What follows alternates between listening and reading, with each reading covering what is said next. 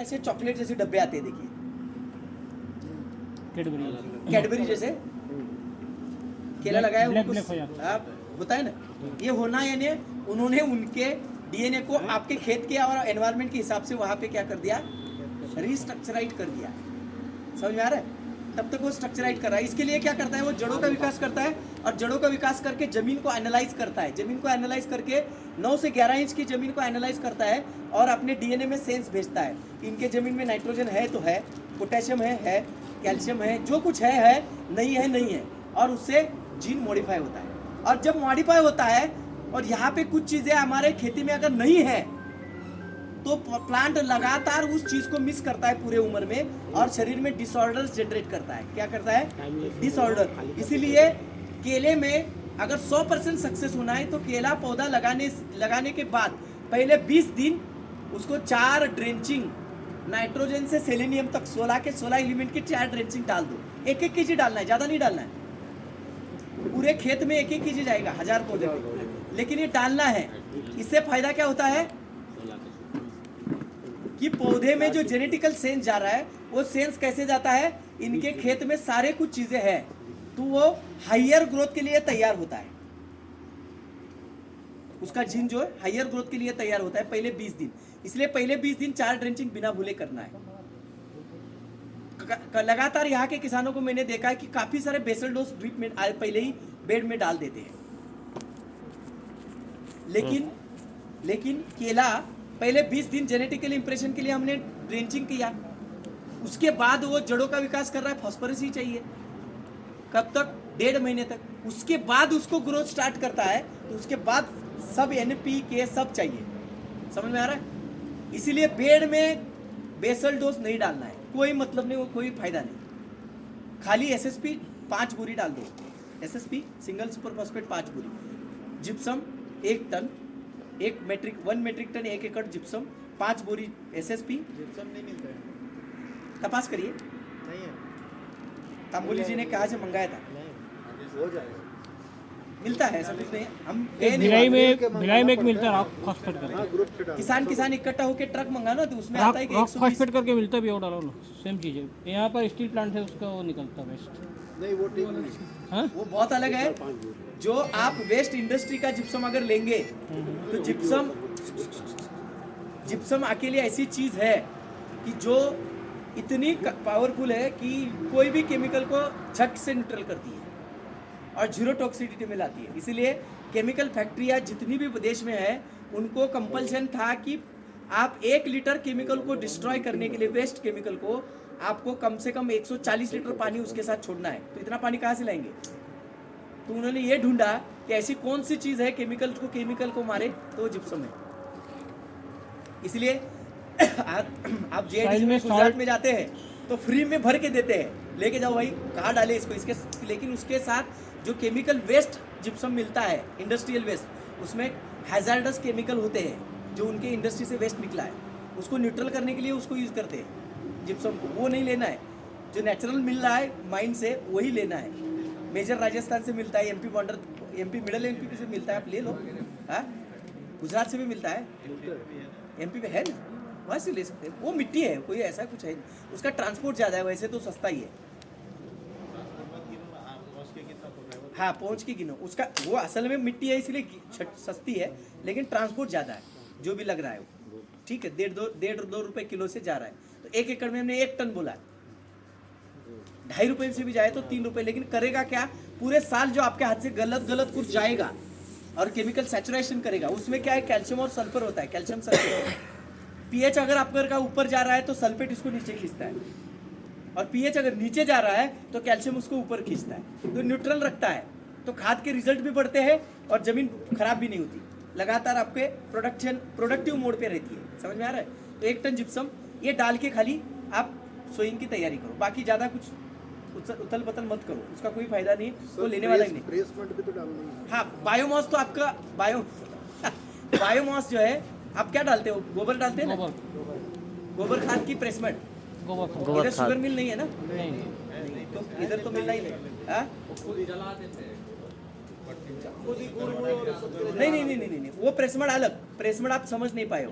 Press mud को जलाया नहीं जाता है, वो लिक्विड लिक्विड काला जो निकलता है उससे हाँ गद्दा गद्दा जी ऊपर का निकलता है। जो क्रशिंग करते हैं ना, गन्ने का क्रशिंग जब करते हैं, क्रशिंग के से एक लंबे निकलते हैं, उसको हम क्या बोलते हैं, बगास, उसको बोलते हैं बगास।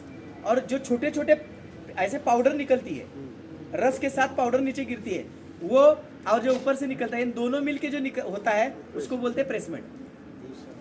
वो गोबर से भी बेहतर है क्योंकि उसमें वेस्ट शुगर भी है और एकदम क्विकली डिकम्पोज होता है।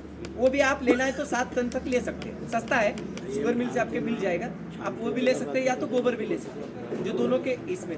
लेकिन 1 एकड़ के लिए मिनिमम 7 टन चाहिए ही चाहिए गोबर। कितना? 7 टन। आगे बढ़ते हैं। 1 एकड़ के लिए 60 टन 7 टन गोबर तो 2-3 ट्राली हुआ। मेला लगा रहे भैया, हैं। 2 से 3 ट्राली एक ट्राली में 2 टन आता है।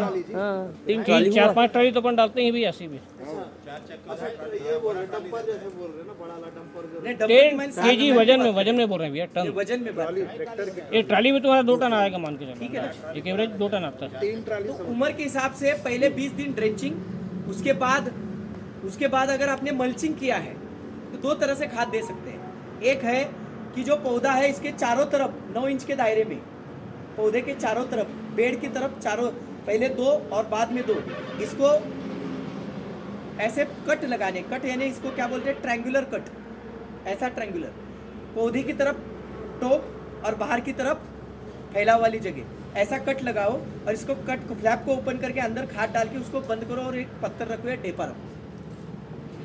ये एक तरीका, इस टाइप का। हाँ इस टाइप का। पौधे के 4 तरफ 4 कट लगाने,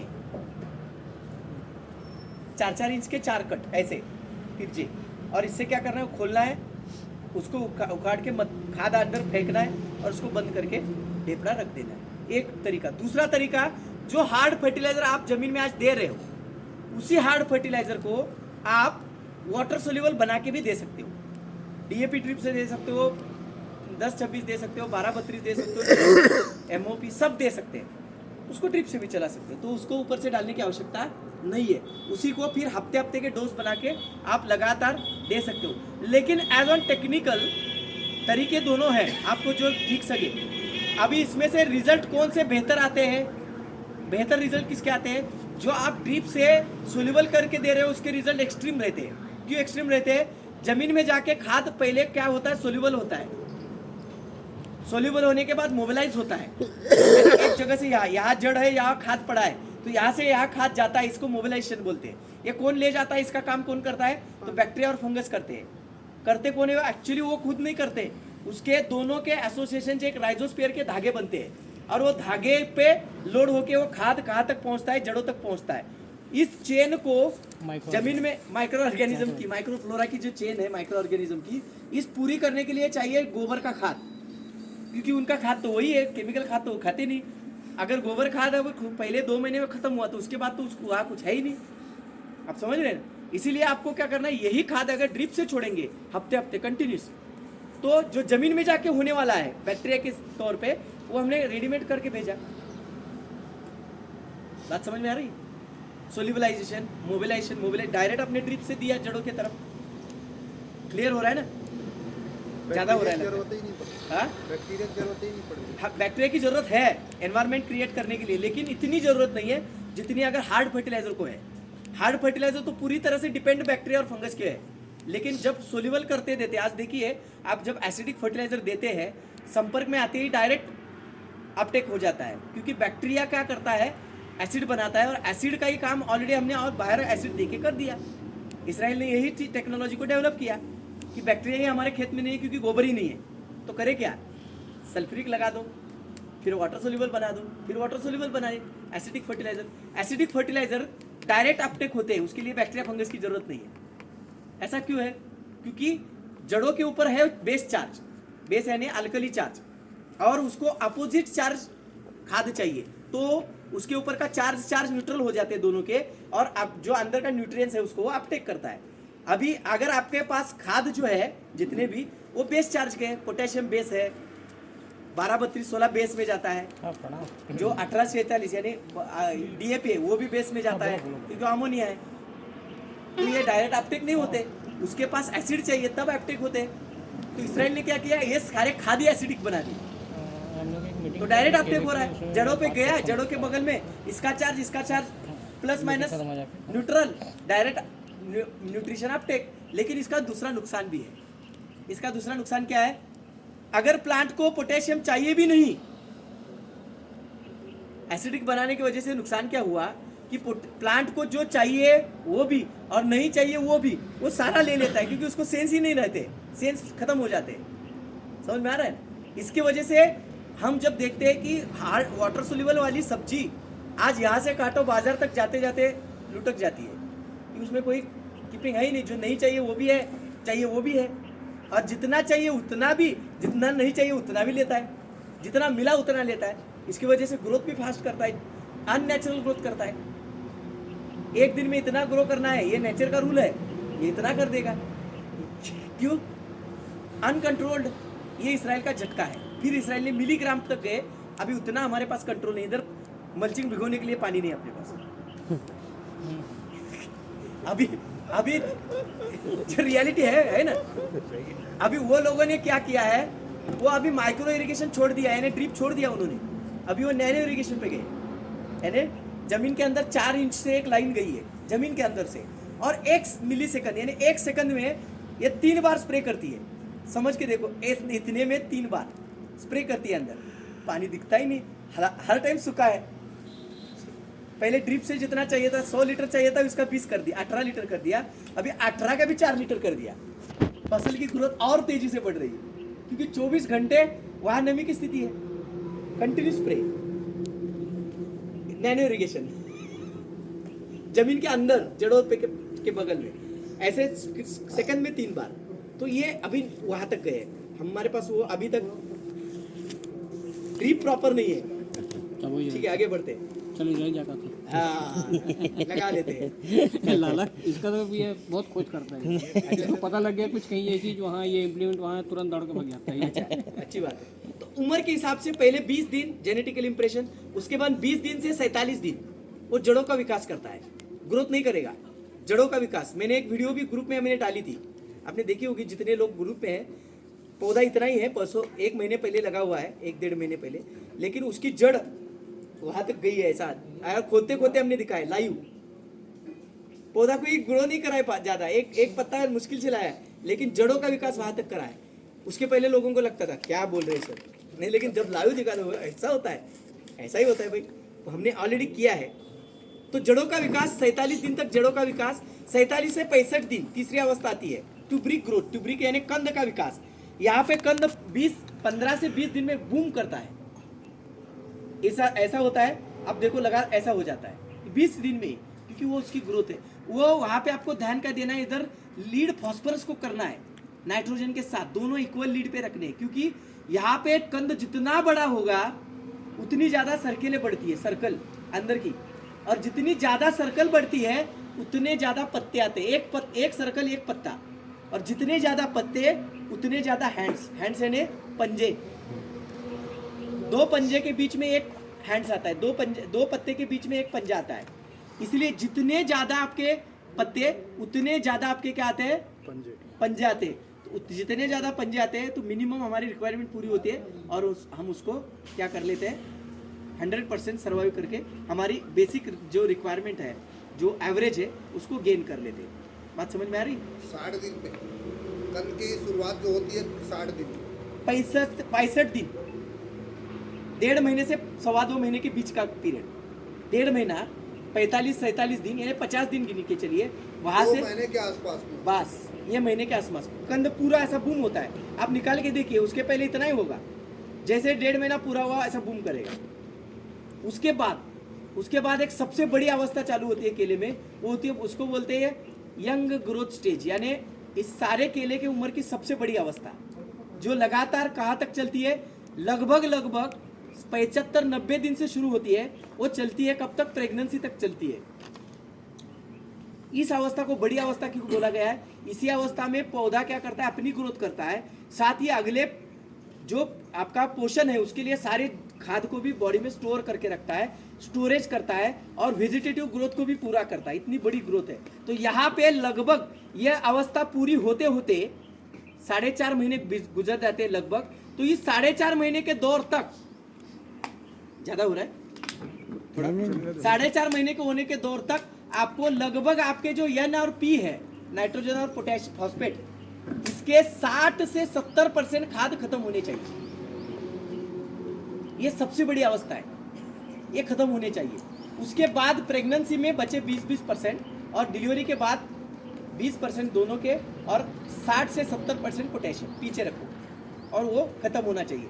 ये प्रेगनेंसी, यंग ग्रोथ स्टेज के बाद उम्र के हिसाब से 4 महीना, 4.5 महीना, 5 महीना, हर एक जब गर्मी सर्दी अलग अलग लगाया हुआ, उसके बाद होती है 140-160 दिन के ऊपर डिलीवरी तक होती है प्रेगनेंसी। प्रेगनेंसी में लीड करना है प्रॉस्परस, 2 नंबर पे कैल्शियम, 3 नंबर पे पोटेशियम, 4 नंबर पे नाइट्रोजन। नाइट्रोजन गया अभी नीचे, मैंने जो बताया था ना आपको, यहाँ नाइट्रोजन ज़्यादा नहीं देना, ये हो जाए प्रेगनेंसी। यहाँ पे नाइट्रोजन गया 4थे स्थान पे। उसके बाद होती है डिलीवरी में नाइट्रोजन कुछ समय के लिए ऊपर, फिर 2-3 डोज के बाद नीचे, फिर उसके बाद पोटेशियम लीड, 2 नंबर पे कैल्शियम, 3 नंबर पे मैग्नीशियम, 4 नंबर पे नाइट्रोजन।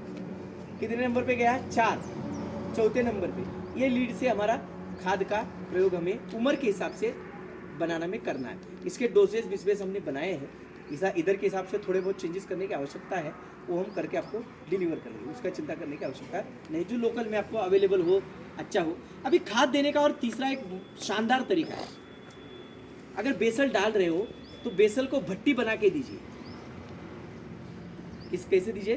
भट्टी, क्योंकि आज 100 केजी खाद दे रहे हैं तो उसमें से 12 केजी मुश्किल से फसल को मिल रहा है, 88 केजी जमीन में सैचुरेट हो रहा है। अगर इसमें से अगर हमने 50% तक भी पहुंच गए तो हमारी प्रोडक्शन कहां से कहां पहुंचेगी। इसके लिए भट्टी लगा के, यानी गोबर के साथ केमिकल फर्टिलाइजर की इकट्ठा करके भट्टी लगाओ। भट्टी लगाए यानी गोबर और केमिकल खाद मिक्स करके, इसकी एक तकनीक है, आप सभी लोगों का ग्रुप होगा तो मैं उसका वीडियो भेजता हूँ, अभी ज़्यादा मैं नहीं बोलूँगा। भट्टी लगा के दीजिए। तो भट्टी होती क्या है, जो जमीन में जाके काम होता है बैक्टीरिया फंगस करता है, ये हम रेडीमेड यहाँ करके वो बेसल डोज ही हार्ड फर्टिलाइजर को वाटर सोल्यूबल करके ही देते हैं, रेडीमेड, 0 टॉक्सिट, क्योंकि वो बायोचिलेट होता है, ऑर्गेनिक चिलेशन में आता है। बात समझ में आ रही? यहाँ तक कोई किसी को सवाल है? लंबा खींचे। भट्टी का क्या नाम का मतलब? वही जैसे है ना कि काउडन हम डालते हैं, उसी में सब मिक्स करके डाले तो वही मिक्स तो करके डालो तो एक इजी चीज है, लेकिन मिक्स करके उसका एक तरीका है। ड्राई नहीं होना चाहिए।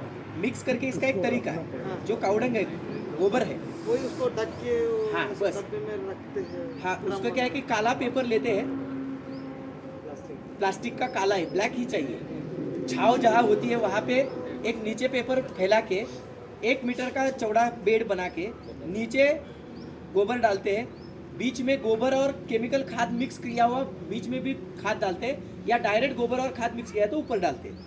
और इसके के साथ इसके टोटल वजन, यानी 100 केजी का डोज बनाना है तो 200 केजी हमारे पास मिनिमम मैक्सिमम 300 केजी गोबर का खाद चाहिए 100 केजी केमिकल के लिए।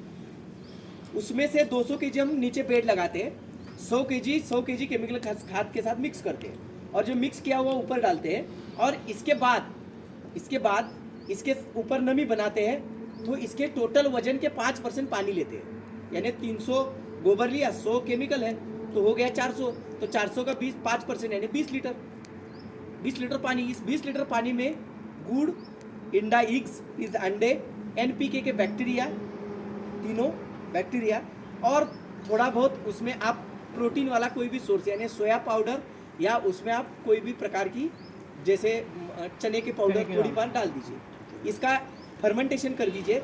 ये फर्मेंट किया हुआ मटेरियल जो है एक पीवीसी पाइप लेके इस बेड के ऊपर क्रॉस में प्रेस करना, पीवीसी पाइप, और इस पीवीसी को होल डाल के इसके अंदर से डाल देना, नीचे तक प्रेस करके तिरछा, ऐसे इस बेड में तिरछा इधर से एक इधर से, और इसमें पानी होल डाल देना।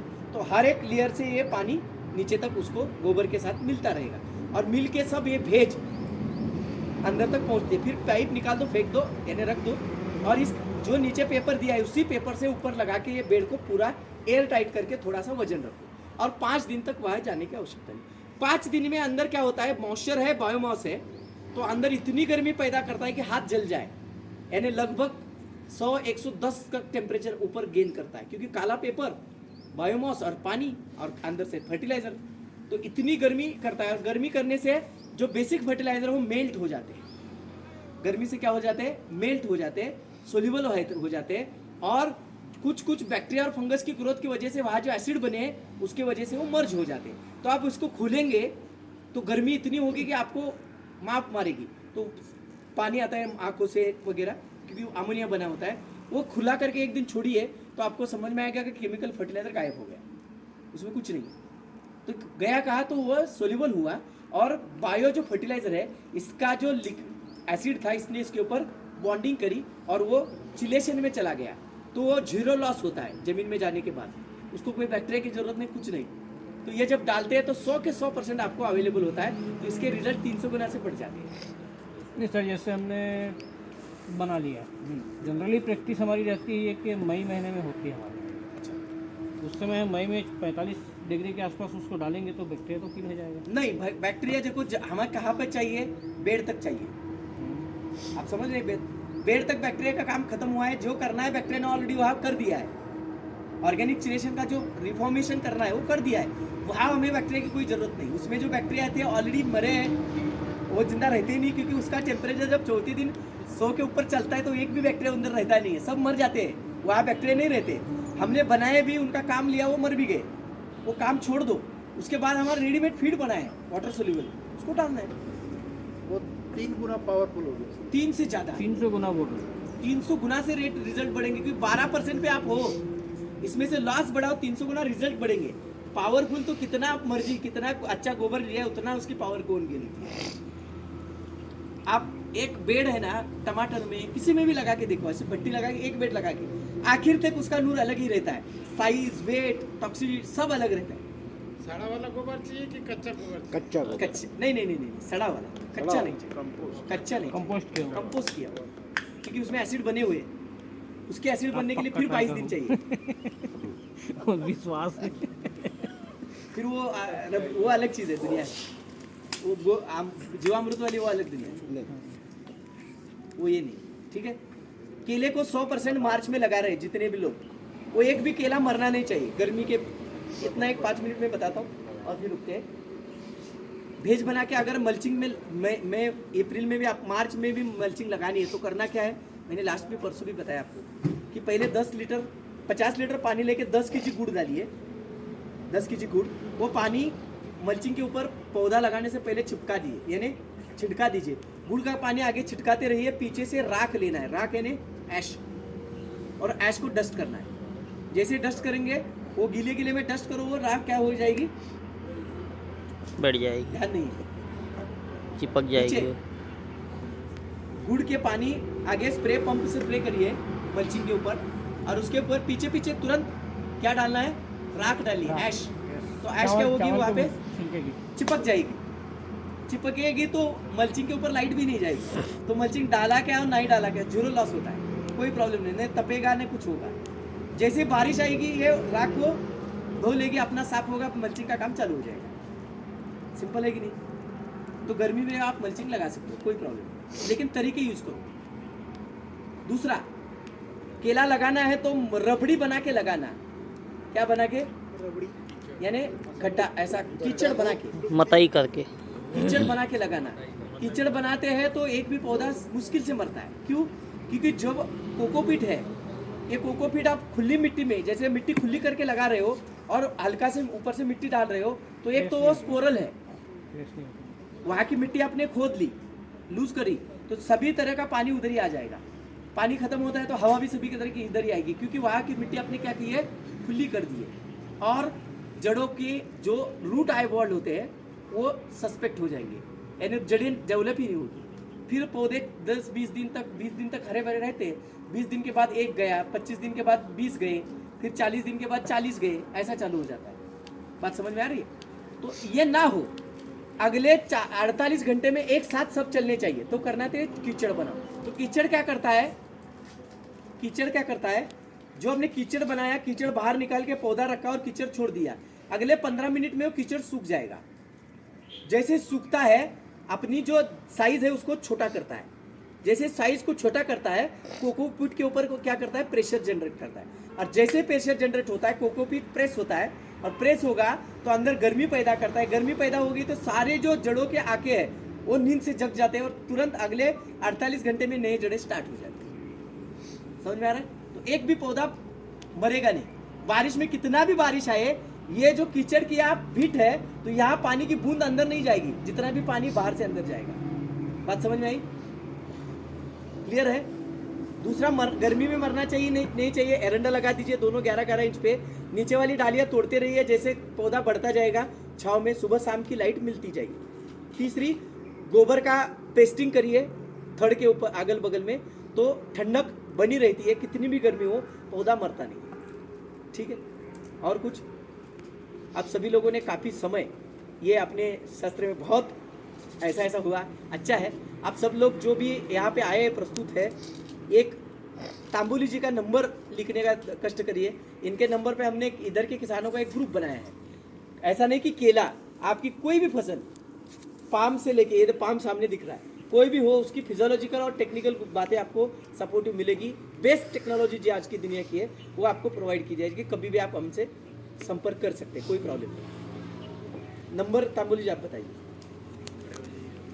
98274 98274 98274 057 98274 ठहरिए, हो गया 98274, आगे 057 057 02 02।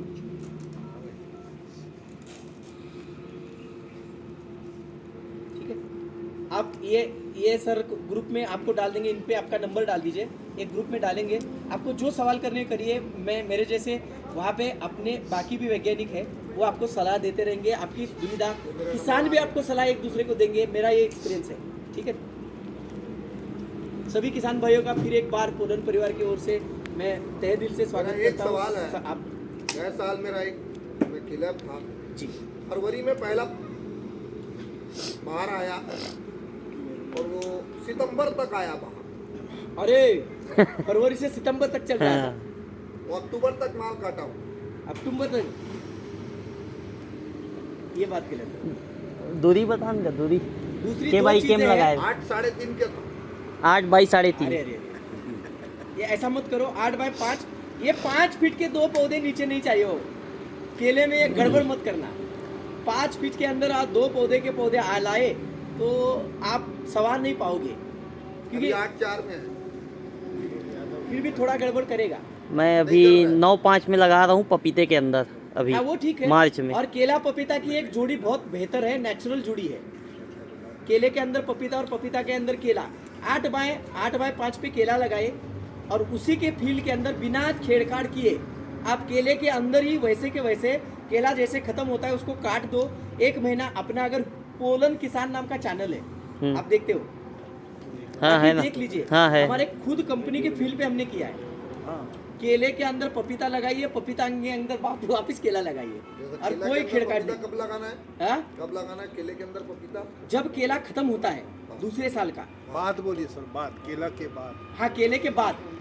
केला जब पूरी तरह से कट के खत्म होता है यानी बाद, तो उसको काटना है जमीन से। काटने से पीले आते हैं, उसके ऊपर 2,4-D 2 बार डाल देना है। 2,4-D डालने से खत्म होता है, वो वापस आता नहीं। फिर उसके बाद 21 दिन का गैप देके, 21 से 22 दिन का गैप देके पेड़ के अगल बगल में जहाँ आपका आ रहा है डिस्टेंस, जैसे कि पपीता लगाना है तो हम लगाते हैं 8 बाय 7 पे, और केला लगाते हैं 8 बाय 5 पे। उसी पेड़ पे 7 फीट पे डिस्टेंस पे आप पौधा लगा दीजिए, खत्म बात। तो इसमें इतना बेहतर आता है कि जड़ों का नेटवर्क है और दोनों के जड़ों की रचना कंप्लीट अलग है, कंप्लीट अलग है। उसके जड़ें दूर तक और जमीन के निचले हिस्से तक जाएगी पपीता की, तो इसकी ऊपर की सरफेस में रहती है, और फाइब्रस फ्रूट है। तो इनके और उनकी में जमीन आसमान का फर्क है, तो दोनों एक दूसरे के फ्रेंड क्रॉप है, अच्छे आते हैं। पपीता के ऊपर केला अच्छा आता है, केले के ऊपर पपीता अच्छी आती है। Zero cultivation. 5 में होगा क्या होगा? 0 कल्टीवेशन करो। 10 बाई 5 में लगेगा क्या होगा? 10 बाय 5 पे केला, 10 में लगा है। अच्छा 10 बाय लगाया है, एक बार धक्का देके चेंज करो 8 फीट पे लाओ, क्योंकि 5 फीट 10 फीट ये डिस्टेंस बहुत ज्यादा हुआ। क्या हम बोल रहे हैं पपीता भी कटिंग चल रहा है पपीता? अच्छा वो कब की पपीता में केला लगाना है तो हाँ। कैसे लगाए? कुछ लोग बीच में ही लगा देते हैं, हाँ बीच में नहीं लगाना है। नहीं सर, अभी bed to bed distance 10 feet है, समझ उसके गए? अंदर हमको केला लगाना है। वही तो मैं समझा रहा हूँ कि एक बार इसको 8 फीट करो, क्योंकि 10 फीट जो पेड़ टू बेड है ये डिस्टेंस बहुत ज्यादा हुआ। ज्यादा भी नहीं चाहिए, कम भी नहीं चाहिए। नहीं, फिर दो पौधे के बीच का डिस्टेंस कितना रखेंगे? वो 8 फीट में छोटी ट्रैक्टर नहीं चल पाती, जिस हिसाब से आप बता रहे हैं। ऊपर 5 और नीचे 5, ऊपर 3। ट्रैक्टर के लिए 10 फीट रखा है कि ट्रैक्टर तो 8 फीट में चल जाती है, कुबोटा बिबोटा नहीं, कॉमन। दिक्कत होगी, पौधा बड़ा होने के बाद दिक्कत होती है दवाई चलाने में। दवाई चला 9 फीट ठीक दवाई है। कितने में? 9 फीट। आप क्या बोले? 9 में चल। 9 नीचे का बेड 5। नहीं तो वो 3 जब फीट आप जगह 8 बची। फीट पे जाते हैं, हाँ। नीचे बॉटम 5 फीट का भी होता है, तो भी नाली बीच की जो है वो 2.5-3 फीट में रहती ही है, क्योंकि 8 फीट जो हमने रखा है तो स्लॉट है ना, ऐसा है, ऐसे तो नहीं है, सीधा नहीं है, ढाल है ना, जैसे- ढाल है इसे, ढाल इसे जैसा ढाल। है। ट्रैक्टर तो चलना ही चाहिए, ऐसा कुछ है नहीं, क्योंकि आई तो थोड़ा सा नॉर्मल- दिक्कत होता है। हाँ अभी कुबोटा में आप कुबोटा जो छोटे 20 HP 25 HP आराम से चलते, अब ब्लोअर भी लेके चल रहे हैं हम, हाँ 4 फीट में चलता है। हो गया क्या? उससे नुकसान क्या होगा? 10 बाई 5 में धूप ज़्यादा जाएगा क्या जाएगा? नुकसान क्या होगा? नहीं होता कुछ नहीं है। अभी देखिए केले में एवरेज चाहिए तो मिनिमम पौधे तो चाहिए कम से कम।